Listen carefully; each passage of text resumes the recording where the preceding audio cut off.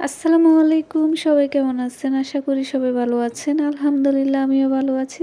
তো এখানে এগুলো হলো পেঁয়াজগুলো চামড়া ছাড়িয়ে নিয়েছি, ছোট ছোট করে কেটে নেব কুচি কুচি করে। আর এগুলো হলো চিংড়ি মাছ। আজকে আমাদের বাড়িতে বিয়ে বাড়িতে তো চিংড়ি মাছ না খাওয়ালেই হয় না নতুন মেহমানদেরকে। তো অনেক মেহমান হবে, তার জন্য অনেকগুলো চিংড়ি মাছ আনা হয়েছে। এখন চিংড়ি মাছগুলো সুন্দর করে কেটে নিতে হবে।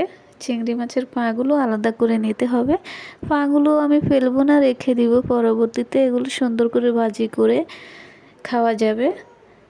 ভাজি করলে পরে ভিতরের শ্বাসটা খেতে খুবই মজা লাগে। পাগুলো মোটা মোটা আছে যেহেতু মাছগুলো অনেক বড়। তো আমি দুইটি ট্রেতে আমি সুন্দর করে সাজিয়ে নিয়েছি। দেখতে কি সুন্দর দেখাচ্ছে, অসাধারণ। এখন বাড়ির সবাই মিলে বসে মাছগুলো পরিষ্কার করে নিয়েছি, সুন্দর করে ধুয়ে নিয়েছি। এখন মাছগুলোকে সিদ্ধ বসাবো। সিদ্ধ বসালে মাছটা সুন্দর ভিতরে নরম হয়। তো সিদ্ধ করা শেষ। চিংড়ি মাছগুলো হলুদ লবণ দিয়ে ভালো করে মেখে রেখেছিলাম কিছুক্ষণ। এখন ভেজে নিচ্ছি, একদম লাল লাল করে কড়া ভাজি করে উঠিয়ে নেব। কি যে একটা ঘ্রাণ বাহির হয়েছে, খুবই সুন্দর। ভালো করে তেলগুলো ঝরিয়ে নিচ্ছি। বাবুর্চি রান্না করছে, আমি সাথে আছি। আর এখানে সবগুলো চিংড়ি মাছ রান্না করে ট্রেতে ঢেলে রেখেছে। অনেক সুন্দর দেখাচ্ছে, উপরে ধনিয়া পাতা ছিটে দেওয়া হয়েছে। খুবই লোভনীয় খাবার। আর এখানে রান্না করেছে গরুর কলিজা রান্না করে সুন্দর করে পাতিলে রেখে দেওয়া হয়েছে, মেহমান আসলে খেতে দেওয়া হবে। রোস্ট করার জন্য মুরগির মাংসতে টক দই হলুদ লবণ দিয়ে ভালো করে মেখে অনেকক্ষণ রেখে দেওয়া হয়েছে। এখন ডুবো তেলে এগুলোকে মচমচে করে ডুবো তুলতে হবে। মাংস যত ভাজা হবে ততই সুস্বাদু হয়। তো মাংসগুলো তুলে নেওয়া হচ্ছে। অনেকগুলো মাংস ভাজা হয়েছে, যেহেতু অনেকজন মেহমান আসবে, তো সবগুলো মাংস ভাজা হয়ে গিয়েছে। এই যে কি সুন্দর দেখাচ্ছে, পাতিলে বড় পাতিলে নেওয়া হচ্ছে। এইদিকে চিংড়ি মাছ এবং রোস্টগুলো একসঙ্গে রাখা হয়েছে। পরবর্তীতে এগুলোকে আলাদা আলাদাভাবে রান্না করা হবে, সেই জন্য এখানে একসঙ্গে রাখা হয়েছে।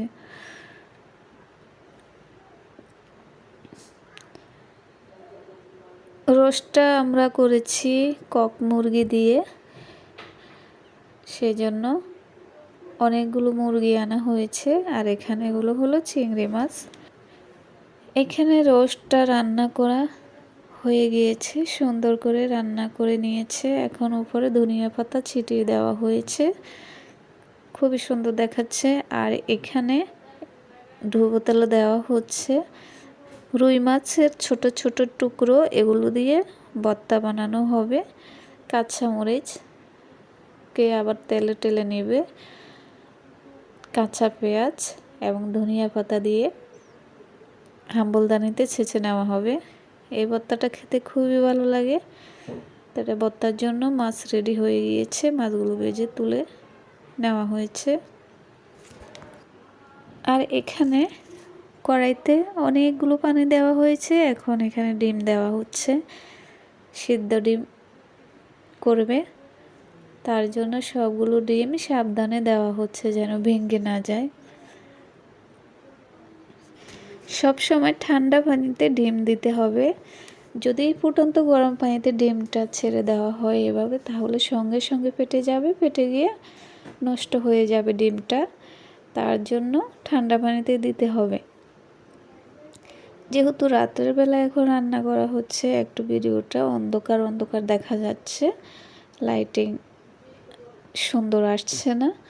বিয়েবাড়ির খাবার সবখানেই রাতেরবেলায় কিছুটা আগিয়ে রাখা হয়। আর এখানে দেওয়া হয়েছে লবণ। লবণটা দিলে কি হয়, একটা সুবিধা, সেটি হলো ডিমের খোসা ছাড়াতে গিয়ে দেখা যায় অনেক সময় ডিমটা ভেঙে যায়, খোসার সঙ্গে ডিমটা থেকে যায়। ডিম সিদ্ধ করার সময় যদি লবণ দেওয়া হয় তাহলে ডিমটা সুন্দর মতো ছাড়িয়ে নেওয়া যায়। এখানে ডিমগুলোকে নামিয়ে ঠান্ডা পানিতে ভিজিয়ে রাখা হয়েছে। এখন ডিমগুলো খোসা ছাড়িয়ে নেওয়া হয়েছে খুব সুন্দর করে। এখন ডিমগুলোকে হলুদ এবং লবণ দিয়ে মাখিয়ে ডুবো তেলে ভেজে নেওয়া হয়েছে। তো ডিমটা রেডি হয়ে গিয়েছে।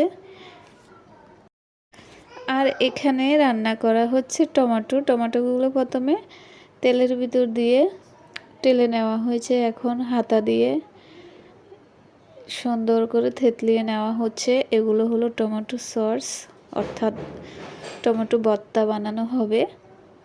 তো সসটা করে গামলার ভিতরে নেওয়া হয়েছে সুন্দর করে। এখন এখানে কাঁচা পেঁয়াজ, শুকনো মরিচ, এরপর ধনিয়া পাতা, পরিমাণ মতো লবণ দিয়ে সুন্দর করে চামচ দিয়ে ভর্তাটা নেড়ে নেওয়া হচ্ছে।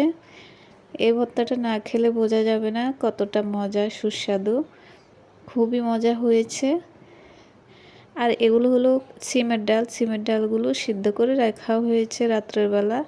আর এখন রান্না হয়ে গিয়েছে। এখন বড় পাতিল থেকে ছোট পাতিলে ডালটা ঢেলে নেওয়া হচ্ছে। তো সিমের ডালও রান্না করা রেডি হয়ে গিয়েছে। আজকে রান্নাটা সকালে রান্না করা হচ্ছে, রাতেও রান্না করা হয়েছে, সকালেও রান্না করা হয়েছে। এখন অনেক ভোরবেলা রান্নাটা করে নামিয়ে নিয়েছে। সিমের ডালটা খেতে খুবই মজা লেগেছে। মাছ দিয়ে রান্না করা হয়েছে, রুই মাছ দিয়ে। ডালটা একবারে গোটা গোটা রয়ে গিয়েছে, একটু ভেঙে যায় নাই। আর এখানে রান্না করছে গরুর মাংস। এখানে সব ধরনের মশলাপাতি দিয়ে উপরে পেঁয়াজ ছিটিয়ে দিয়ে মাংসটা রান্না করা হচ্ছে। কিছুক্ষণের জন্য এখন ঢেকে দেওয়া হবে। ঢাকনাটা আবারও উঠিয়ে নেওয়া হয়েছে। মাংসটা ভালো করে নেড়ে দেওয়া হচ্ছে। অনেক ধোঁয়া উঠতেছে মাংস থেকে, যেহেতু এখনও মাংসটা হয়নি। নিচে আগুন জ্বলছে, উপরে অনেক ধোঁয়া বাষ্প হচ্ছে। খুবই ঘ্রাণ আসতেছে বাতাসের সঙ্গে। পুরো জায়গাটা ঘ্রাণে ভরে গিয়েছে। তো এখানে রেডি হয়ে গেল গরুর মাংস রান্না। শুকনো শুকনো করে রান্না করা হয়েছে। আর এখানে রান্না করা হয়েছে পোলাও ভাত, উপরে পেঁয়াজ ভাজা করে ছিটিয়ে দেওয়া হয়েছে। খুবই মজা হয়েছে। আর এগুলো হলো সাদা ভাত। কেমন লেগেছে ভিডিওটি সবাই জানাবেন। ভালো থাকবেন সবাই। আল্লাহ হাফেজ।